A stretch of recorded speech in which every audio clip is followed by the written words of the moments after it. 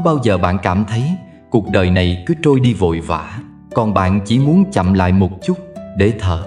Có bao giờ bạn thấy mình đứng giữa dòng người tấp nập nhưng lại lạc lõng như một kẻ vô hình? Có những lúc bạn muốn hét lên thật to, muốn chia sẻ hết những suy tư trong lòng, nhưng rồi chẳng ai thực sự lắng nghe. Và thế là bạn chọn cách im lặng. Im lặng không có nghĩa là yếu đuối, cũng không đồng nghĩa với cô đơn. Những người nội tâm sâu sắc thường không phải là người ít suy nghĩ, mà là người có quá nhiều điều muốn nói, nhưng chẳng biết bắt đầu từ đâu. Họ nhìn thấy những điều người khác không thấy. Họ cảm nhận mọi thứ rõ nét hơn, tinh tế hơn. Một ánh mắt, một cái chạm nhẹ, một câu nói vô tình cũng có thể khiến họ suy nghĩ rất lâu. Nhưng rồi, thay vì nói ra, họ giữ lại trong lòng như một dòng chảy ngầm lặng lẽ. Người nội tâm không phải là người không muốn kết nối, mà chỉ là họ cần một người thực sự hiểu mình. Họ có thể trầm lặng giữa đám đông, nhưng lại thoải mái mở lòng khi ở bên một người đặc biệt. Họ không giỏi nói những lời hoa mỹ, nhưng từng câu chữ họ thốt ra đều đầy cảm xúc và chân thành. Họ thường là những người hay quan sát, luôn lặng lẽ lắng nghe. Đôi khi bị hiểu lầm là lạnh lùng, xa cách, nhưng thật ra bên trong họ là một thế giới cảm xúc phong phú, một tâm hồn đầy những suy tư chưa bao giờ được thấu hiểu trọn vẹn. Có thể bạn cũng là một người như thế, một người thích ngắm hoàng hôn một mình, thích những ngày mưa buồn, thích đắm chìm trong những trang sách hơn là những cuộc vui ồn ào.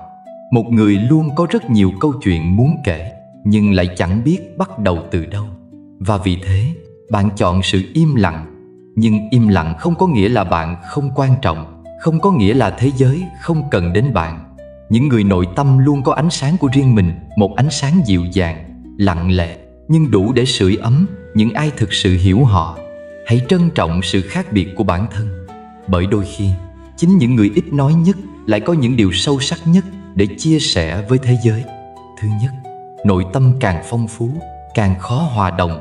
Có bao giờ bạn cảm thấy mình đứng giữa một nhóm người đang cười nói rôm rả, nhưng lại chẳng thể tìm thấy một câu chuyện nào để tham gia? Có bao giờ bạn thấy mọi người dễ dàng kết nối với nhau, còn mình thì lại lạc lõng?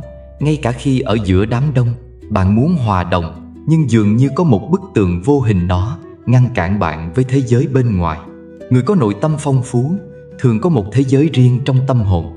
Đó là nơi chất chứa những suy tư sâu lắng, những cảm xúc tinh tế, những góc nhìn khác biệt mà đôi khi người khác không dễ dàng thấu hiểu. Họ không phải là người lạnh lùng hay xa cách, chỉ là họ cảm nhận cuộc sống theo một cách rất khác. Chính sự phong phú trong nội tâm khiến họ khó hòa đồng với những cuộc nói chuyện hời hợt, những mối quan hệ xã giao chỉ dừng lại ở bề mặt. Họ không thích những cuộc trò chuyện vô nghĩa. Trong khi nhiều người có thể thoải mái bàn tán về thời tiết, về tin tức giải trí hay những câu chuyện phím, người có nội tâm phong phú lại khao khát những cuộc trò chuyện sâu sắc hơn. Họ muốn nói về ý nghĩa của cuộc sống, về những triết lý nhân sinh, về những điều thực sự chạm đến trái tim. Nhưng những cuộc trò chuyện như vậy không dễ tìm thấy. Thế nên, họ thường chọn im lặng thay vì tham gia vào những câu chuyện mà họ không cảm thấy kết nối. Người nội tâm có xu hướng quan sát nhiều hơn là nói. Họ thích nhìn ngắm thế giới theo cách riêng của mình, lắng nghe những âm thanh nhỏ bé mà người khác có thể bỏ qua. Một ánh mắt buồn, một cử chỉ vụng về, một câu nói thoáng qua cũng đủ để họ đọc ra những cảm xúc ẩn giấu bên trong. Nhưng khi họ chia sẻ những suy nghĩ ấy, đôi khi họ lại bị cho là quá nhạy cảm hay quá phức tạp. Thế là họ học cách giữ lại mọi thứ trong lòng, dần dần trở nên lặng lẽ hơn. Người có nội tâm phong phú cũng thường có tiêu chuẩn cao trong các mối quan hệ. Họ không dễ dàng kết bạn chỉ để có thêm người quen. Họ không thích những mối quan hệ chỉ mang tính hình thức. Họ cần sự chân thành, cần cảm giác được thấu hiểu. Họ khao khát tìm thấy những người có thể đồng điệu với mình, có thể chia sẻ những suy tư sâu sắc mà không cần phải giải thích quá nhiều. Nhưng tìm được một người như vậy không dễ. Và khi không tìm thấy, họ chấp nhận ở một mình, dù cô đơn nhưng vẫn cảm thấy bình yên hơn là cố gắng hòa nhập vào những mối quan hệ không thực sự dành cho họ. Họ cũng rất nhạy cảm với cảm xúc của người khác. Họ có thể nhận ra sự giả tạo trong một lời khen, cảm nhận được sự gượng ép trong một nụ cười. Điều đó khiến họ khó lòng thoải mái trong những mối quan hệ xã hội. Họ không thích giả vờ, không thích những sự tương tác chỉ mang tính đối phó. Thay vì cố gắng hòa nhập vào những cuộc vui mà họ không cảm thấy thoải mái, họ chọn cách rời xa, tìm đến những khoảng lặng cho riêng mình. Người nội tâm phong phú thường thích sự yên tĩnh hơn là ồn ào. Họ cảm thấy hạnh phúc khi được ở trong không gian của riêng mình, đọc một cuốn sách, nghe một bản nhạc sâu lắng, hay chỉ đơn giản là suy ngẫm về cuộc đời. Trong khi nhiều người cảm thấy sợ sự cô đơn, họ lại trân trọng nó. Họ hiểu rằng những khoảnh khắc ở một mình chính là khi họ kết nối sâu sắc nhất với chính bản thân, là khi họ có thể thực sự lắng nghe những gì trái tim mình muốn nói. Nhưng đôi khi, chính sự khác biệt này khiến họ cảm thấy lạc lõng giữa thế giới. Họ nhìn thấy những người khác dễ dàng hòa đồng, dễ dàng tìm thấy niềm vui trong những điều đơn giản. Còn họ, dù không muốn, vẫn luôn cảm thấy có một khoảng cách vô hình giữa mình và mọi người. Họ không giỏi thể hiện bản thân, không thích những cuộc hội họp đông người, không thích những sự kiện xã giao chỉ mang tính bề ngoài. Và vì thế, họ thường bị hiểu lầm là lạnh lùng, là xa cách. Nhưng thực ra, người nội tâm không hề cô đơn như nhiều người nghĩ. Họ có một thế giới riêng bên trong, nơi họ cảm thấy thoải mái và an toàn nhất.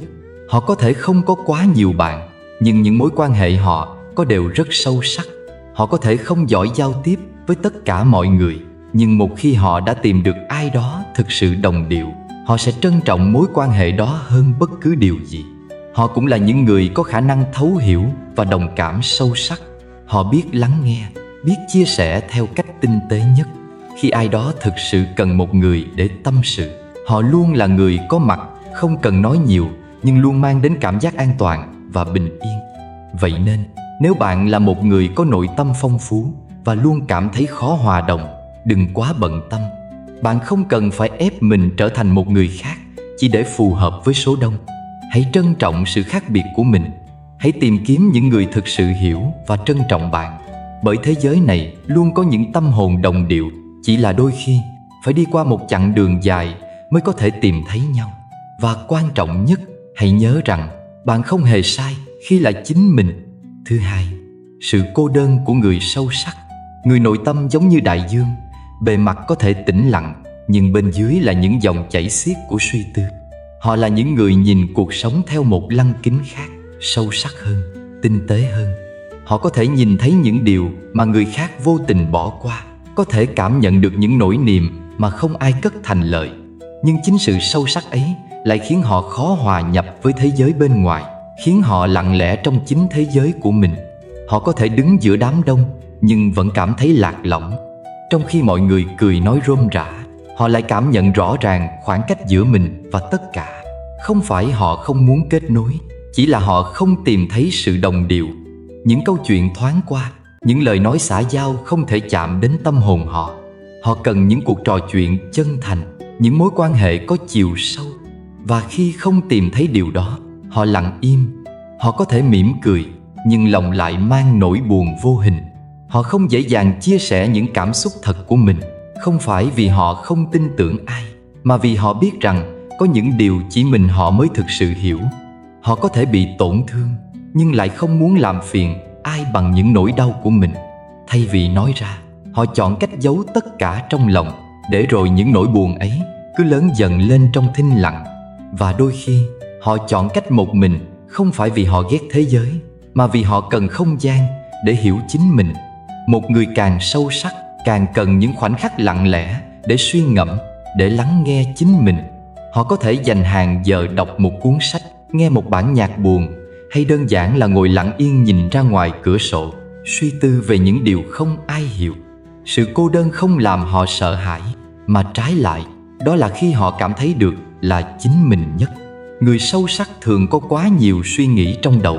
Họ không chỉ nhìn thấy hiện tại mà còn suy ngẫm về quá khứ, về tương lai, về những điều xa xôi mà có lẽ chẳng ai quan tâm. Họ đặt câu hỏi về ý nghĩa của cuộc sống, về bản chất của con người, về những điều nằm sâu trong tâm hồn. Chính những suy tư ấy khiến họ đôi khi cảm thấy nặng nề, nhưng cũng chính những điều ấy làm nên sự đặc biệt của họ.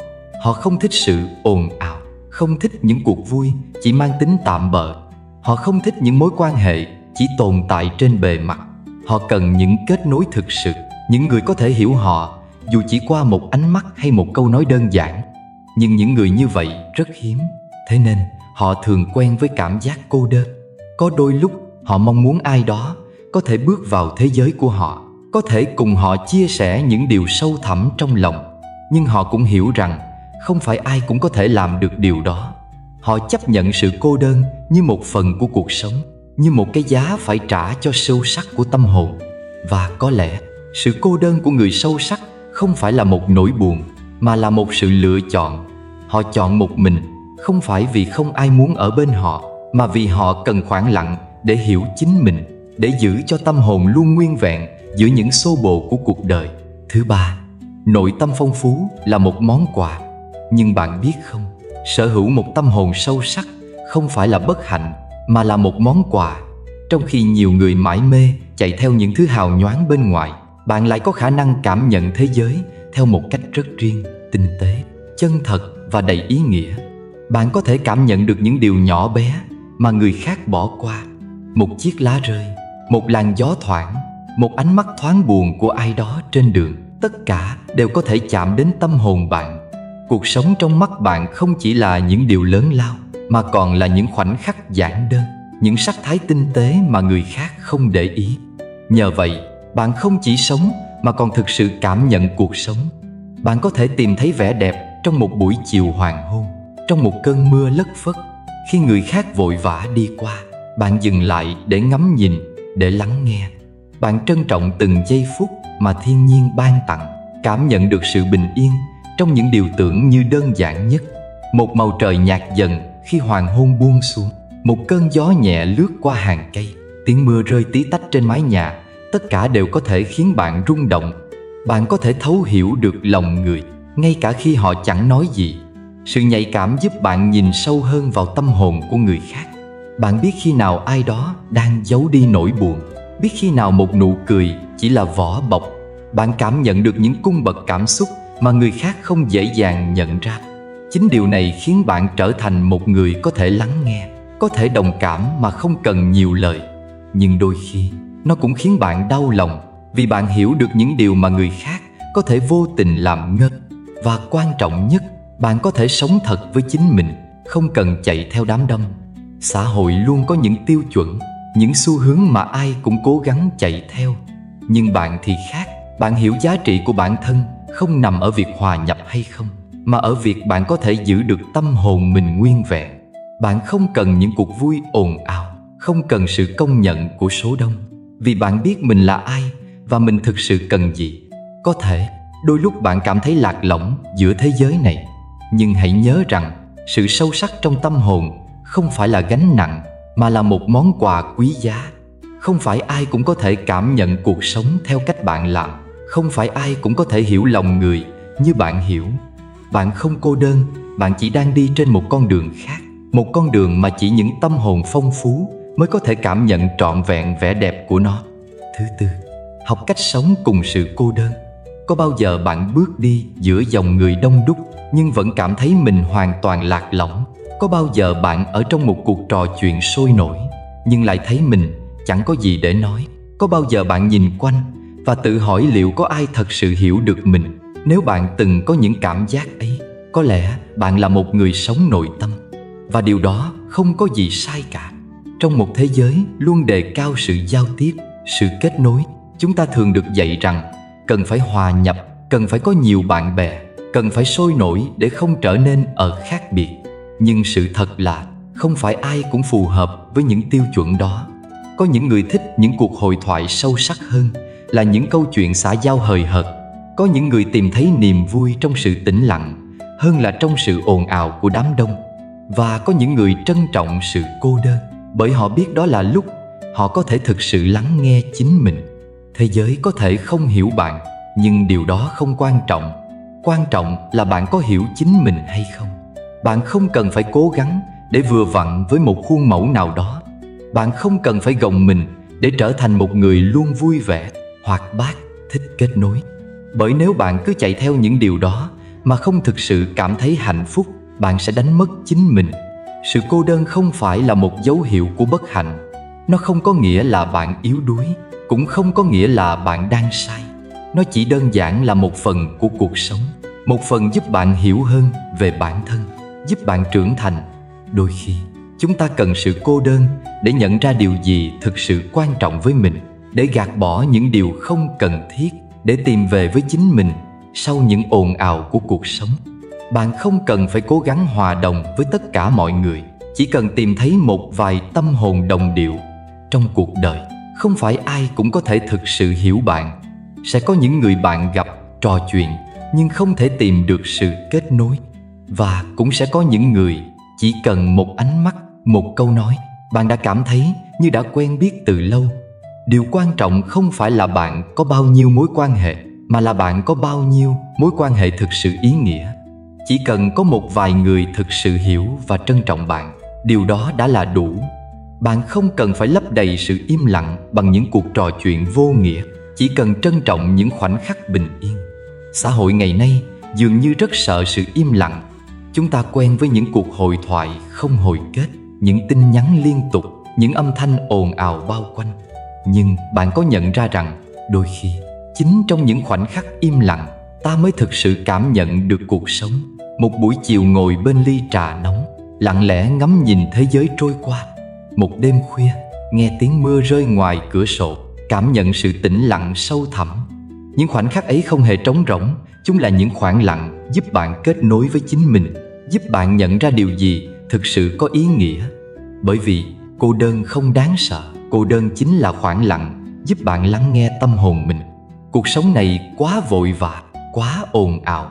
Ai cũng vội vàng tìm kiếm điều gì đó, tiền bạc, danh vọng, tình yêu, sự công nhận. Nhưng nếu cứ mãi chạy theo những điều đó, có lẽ chúng ta sẽ quên mất rằng chính mình cũng cần được lắng nghe. Chính mình cũng cần một không gian để suy nghĩ, để cảm nhận, để trưởng thành. Thay vì sợ hãi sự cô đơn, hãy học cách trân trọng nó. Hãy biến nó thành một người bạn, một nơi trú ẩn bình yên giữa những bộn bề cuộc sống. Hãy dành thời gian cho chính mình, đọc một cuốn sách, viết vài dòng tâm sự, đi dạo một mình trong một buổi chiều lộng gió. Hãy để những khoảnh khắc cô đơn trở thành những giây phút giúp bạn hiểu mình hơn, yêu thương mình hơn. Bởi vì chỉ khi bạn học cách sống cùng sự cô đơn, bạn mới có thể tìm thấy sự bình yên thực sự trong tâm hồn. Có lẽ bạn đã từng tự hỏi, tại sao mình luôn cảm thấy lạc lõng dù xung quanh có rất nhiều người? Hay tại sao mình lại suy nghĩ quá nhiều trong khi người khác có vẻ vô tư hơn?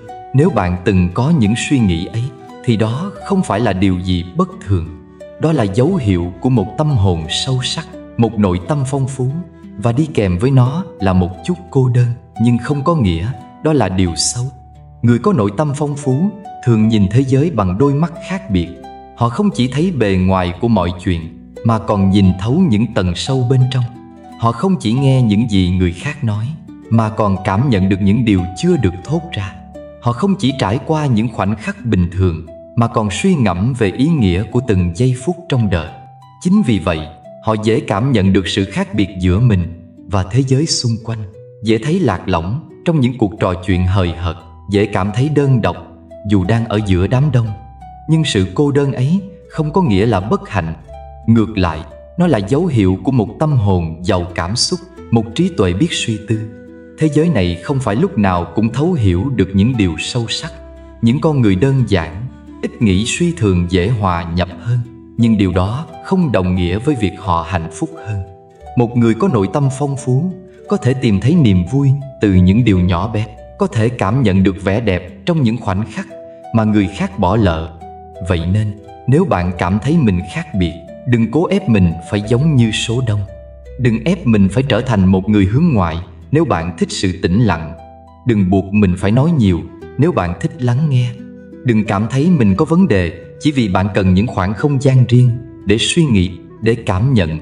Thế giới này cần những con người sâu sắc, những người có thể nhìn xa hơn bề mặt, những người có thể cảm nhận những điều tinh tế mà người khác bỏ qua. Hãy cứ là chính bạn, hãy trân trọng sự phong phú trong tâm hồn mình. Dù cho có những lúc bạn cảm thấy cô đơn, hãy nhớ rằng đó không phải là điều tồi tệ. Cô đơn có thể là một người thầy giúp bạn hiểu bản thân hơn. Nó có thể là một khoảng lặng quý giá giúp bạn kết nối với chính mình. Nó có thể là một phần của hành trình tìm kiếm ý nghĩa thực sự của cuộc sống. Bởi vì những điều quý giá nhất luôn thuộc về số ít. Những viên kim cương không nằm rải rác khắp nơi. mà phải trải qua hàng triệu năm hình thành dưới áp lực. Những vì sao sáng nhất không xuất hiện giữa ban ngày mà chỉ lấp lánh trong màn đêm. Và những tâm hồn phong phú, sâu sắc không phải lúc nào cũng được thế giới thấu hiểu, nhưng chính họ mới là những người mang đến chiều sâu và ý nghĩa cho cuộc sống này. Cuộc đời không phải lúc nào cũng dễ dàng đối với những người có nội tâm phong phú. Sự khác biệt có thể khiến ta cảm thấy lạc lõng, nhưng điều quan trọng nhất là học cách chấp nhận và trân trọng chính mình. Thay vì cố gắng hòa nhập một cách gượng ép, hãy tìm những người thật sự hiểu và trân trọng con người bạn. Không cần có quá nhiều bạn bè, chỉ cần một vài người đồng điệu cũng đủ làm cuộc sống thêm ý nghĩa. Học cách tận hưởng sự cô đơn, bởi đó không phải là điều tiêu cực. Nó là khoảng lặng giúp ta lắng nghe chính mình, giúp ta trưởng thành hơn và sâu sắc hơn trong suy nghĩ. Quan trọng nhất, hãy tự tin với con đường mình đi. Đừng để sự khác biệt khiến bạn nghi ngờ bản thân. Một tâm hồn sâu sắc là một món quà quý giá, và thế giới này luôn cần những người biết cảm nhận, biết suy tư và biết yêu thương bằng cả trái tim. Chương trình của chúng tôi đến đây xin tạm dừng. Kênh Cổ Nhân Xưa kính chúc quý vị và các bạn luôn an lành và hạnh phúc trong cuộc sống. Đừng quên đăng ký kênh của chúng tôi, bạn sẽ nghe nhiều bài học hay và sâu sắc nhất trong cuộc sống này. Cảm ơn các bạn đã theo dõi. Hẹn gặp lại các bạn trong video tiếp theo. Chào tạm biệt các bạn.